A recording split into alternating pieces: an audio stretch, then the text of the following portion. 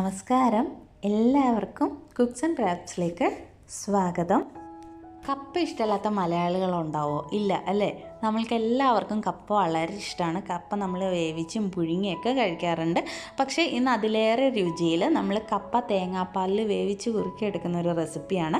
പാൽ കപ്പയാണിത്. നല്ല ടേസ്റ്റാണ്. എളുപ്പത്തിൽ വീട്ടിലുള്ള ഇൻഗ്രീഡിയൻസ് വെച്ച് തന്നെ നമുക്ക് തയ്യാറാക്കിയെടുക്കാൻ പറ്റുന്ന പാൽ കപ്പ എങ്ങനെയാണ് തയ്യാറാക്കുന്നതെന്ന് നോക്കാം.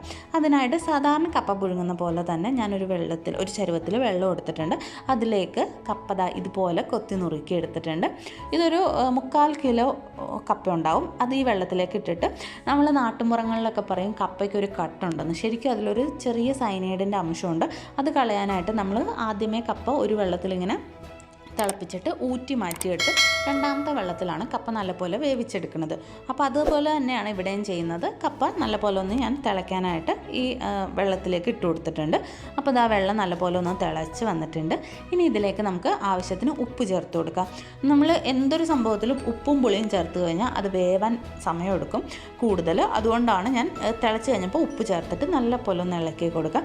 ഇനി ഇത് നല്ലപോലെ ഒന്ന് ഒന്നും കൂടി ഒന്ന് തിള വന്ന് കഴിയുമ്പോഴത്തേക്ക് നമുക്കിത് ഊറ്റിയിട്ട് കപ്പ മാത്രമായിട്ട് മാറ്റി വെക്കണം, വെള്ളം കളഞ്ഞിട്ട്. അതിന് ശേഷം ഒരു പാനിലേക്ക് തേങ്ങാപ്പാൽ ഒഴിച്ചു കൊടുക്കുക. ഇതൊരു 2 പാലിൻ്റെ കൺസിസ്റ്റൻസിയാണ്. ഞാനിവിടെ 6 കപ്പ് പാലാണ് എടുത്തേക്കുന്നത്. മീൻസ് 3/4 കപ്പ് കപ്പയ്ക്ക്. ഇതിൻ്റെ ഒരു അളവെന്ന് പറഞ്ഞു കഴിഞ്ഞാൽ ഇത് തേങ്ങാപ്പാൽ ഈ കപ്പ ചേർത്ത് കഴിയുമ്പോൾ അതിൻ്റെ പൊക്കത്ത് നിൽക്കണം. അതാണ് അതിൻ്റെ അളവ്. അപ്പോൾ ഞാനിവിടെ കോക്കനട്ട് മിൽക്ക് പൗഡറാണ് എടുത്തേക്കുന്നത്. അതാണ് അതിൽ കൂടെ തേങ്ങാപ്പാലിൻ്റെ മുകളിൽ കൂടെ ആവി പറക്കുന്നത്. അപ്പോൾ അതാ ഞാൻ കപ്പ ചേർത്ത് കൊടുത്തിട്ടുണ്ട്. പിന്നെ ഈ കപ്പ നമ്മൾ ഊറ്റിയെടുക്കുമ്പോൾ അതിൻ്റെ ഒരു പരുവം എന്ന് പറഞ്ഞു കഴിഞ്ഞാൽ ഒരു 50% കപ്പ വേവാൻ പാടുള്ളൂ. പാകത്തിന് വെന്ത് കിട്ടണം. അതിൽ കൂടുതൽ വേവിച്ചെടുക്കരുത്. ആ തേങ്ങാപ്പാലിൽ കിടന്ന് ഇത് വെന്ത് കുറുകി വരുമ്പോഴാണ് ഇതിന് രുചി. അതുകൊണ്ടാണ് പറഞ്ഞത് ഒരുപാട് കപ്പ വേവിക്കരുത്, പകുതി വേവിച്ചെടുക്കാം. അപ്പോൾ അതായത് തേങ്ങാപ്പാലിൽ കിടന്ന് പെട്ടെന്ന് തന്നെ ഇത് കുറുകി കിട്ടും. ഇപ്പോൾ തന്നെ നിങ്ങൾക്ക് മനസ്സിലാവണുണ്ടാവും അത് കുറുകി വരുന്നുണ്ട്.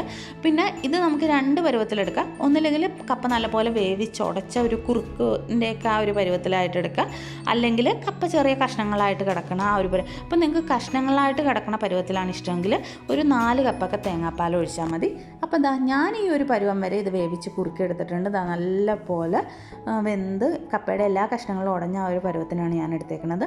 ഇതിനി ഈ ഒരു പരുവത്തിൽ നമുക്ക് എടുക്കാം, അല്ലെങ്കിൽ കുറച്ചും കൂടി ഡ്രൈ ആയിട്ട് എടുക്കാം. ഈ ഒരു പരുവത്തിൻ്റെ ആവശ്യമുള്ളൂ. കാരണം തേങ്ങാപ്പാൽ ഉള്ളത് കൊണ്ട് തന്നെ ഇത് കുറച്ച് കഴിയുമ്പോൾ നല്ലപോലെ കുറുകി ഇതുപോലെ ഡ്രൈ ആയി കിട്ടും. ഞാനപ്പോൾ ഇങ്ങനെ തന്നെയാണ് എടുത്തേക്കുന്നത്. ഇനി ഇതിലേക്ക് പ്രത്യേകിച്ച് ഒരു പണികളും ഇല്ല. കടുക് വറക്കണം. അതിനായിട്ട് വെളിച്ചെണ്ണ മസ്റ്റായിട്ട് ഒഴിച്ചു കൊടുക്കണം.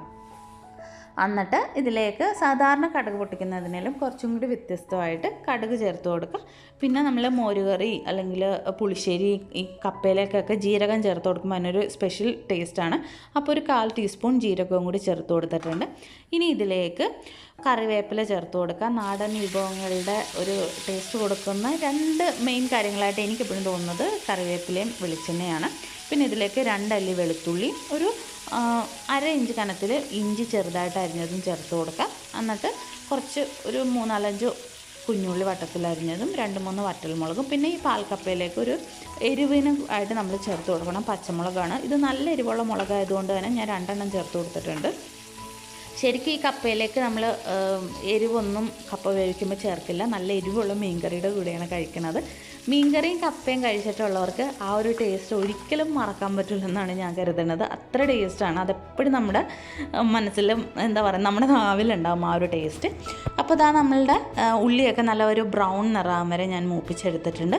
ഇനി ഒന്നുമില്ല, ഇത് നമ്മുടെ കപ്പയിലേക്ക് ചേർത്ത് കൊടുത്ത് നല്ലപോലെ ഇളക്കുക. നല്ല ചൂട് മുളക് കറിയുടെ കൂടെ കഴിക്കുക. മുളക് കറി മീൻസ് മുളകിട്ട മീൻകറി അല്ലെങ്കിൽ വറുത്തരച്ച മീൻകറിയോ. ഇറച്ചിയേക്കാൾ കൂടുതൽ കപ്പയ്ക്ക് എപ്പോഴും നല്ലത് മീനാണെന്നാണ് എനിക്ക് തോന്നിയിരിക്കുന്നത്. അപ്പം ഞാനിത് നല്ലപോലെ ഇളക്കി കൊടുത്തിട്ടുണ്ട്. അപ്പോൾ ഞാനിത് സെർവ് ചെയ്യുന്നത് ഇന്ന് അയിലക്കറിയുടെ കൂടെയാണ്. നല്ല നെയ്യുള്ള അയില നമ്മൾ തേങ്ങയൊന്നും ചേർക്കാതെ മുളക് അരച്ച് കറി വെച്ചേക്കണാണ്. ഞാൻ ഇതിനു മുമ്പ് കുറേ മീൻകറികളുടെ റെസിപ്പി ഇട്ടിട്ടുണ്ട്. കോട്ടയം സ്റ്റൈൽ മീൻകറി, അതുപോലെ തന്നെ ഷാപ്പിലെ മീൻകറി എന്നൊക്കെ പറഞ്ഞ്. അതുപോലെ തന്നെ ഞാൻ ഇതിനു മുമ്പ് ഷാപ്പിലെ കപ്പ വേവിച്ചെന്ന് പറഞ്ഞിട്ടൊരു വീഡിയോ ഇട്ടിട്ടുണ്ട്. അതും നല്ലൊരു റെസിപ്പി. റെസിപ്പിയാണ്. അപ്പോൾ അതിൻ്റെ എല്ലാ ലിങ്കും ഞാൻ ഡിസ്ക്രിപ്ഷൻ ബോക്സിലും ഐക്കാർഡിലും കൊടുക്കുന്നതാണ്. അപ്പോൾ നിങ്ങൾക്ക് താല്പര്യം ഉണ്ടെങ്കിൽ ട്രൈ ചെയ്ത് നോക്കാം. പിന്നെ എപ്പോഴും പറയുന്ന മാതിരി തന്നെ നിങ്ങൾ ട്രൈ ചെയ്ത് നോക്കുന്ന റെസിപ്പീസിൻ്റെയൊക്കെ ഫീഡ്ബാക്സും അതുപോലെ എന്തെങ്കിലും സജഷൻസും ഒക്കെ ഉണ്ടെങ്കിൽ കമൻസിൽ അറിയിക്കുക. പിന്നെ വീഡിയോസ് ഇഷ്ടപ്പെടുകയാണെങ്കിൽ ചാനൽ സബ്സ്ക്രൈബ് ചെയ്ത് പ്ലീസ് ഒന്ന് സപ്പോർട്ട് ചെയ്യണം. അതുപോലെ തന്നെ വീഡിയോസ് ഷെയർ ചെയ്യാനും ലൈക്ക് ചെയ്യാനും മറക്കരുത്. പിന്നെ സബ്സ്ക്രൈബ് ചെയ്യുമ്പോൾ സൈഡിൽ കാണുന്ന ബെല്ലൈക്കണിൽ ഓൾ എന്ന ഓപ്ഷൻ കൂടി എനേബിൾ ചെയ്താൽ ഞാൻ പുതിയ വീഡിയോസ് ഇടുമ്പോൾ നിങ്ങൾക്ക് നോട്ടിഫിക്കേഷൻ കിട്ടുന്നതായിരിക്കും. അപ്പോൾ ഈ ഒരു പാൻഡമിക് സിറ്റുവേഷനിൽ എല്ലാം പെട്ടെന്ന് തന്നെ മാറ്റുമെന്ന് നമുക്ക് എല്ലാവർക്കും പ്രാർത്ഥിക്കാം. അപ്പോൾ എല്ലാവർക്കും വരുന്ന ദിവസങ്ങളെല്ലാം നല്ലതായിരിക്കട്ടെ. Thank you for watching.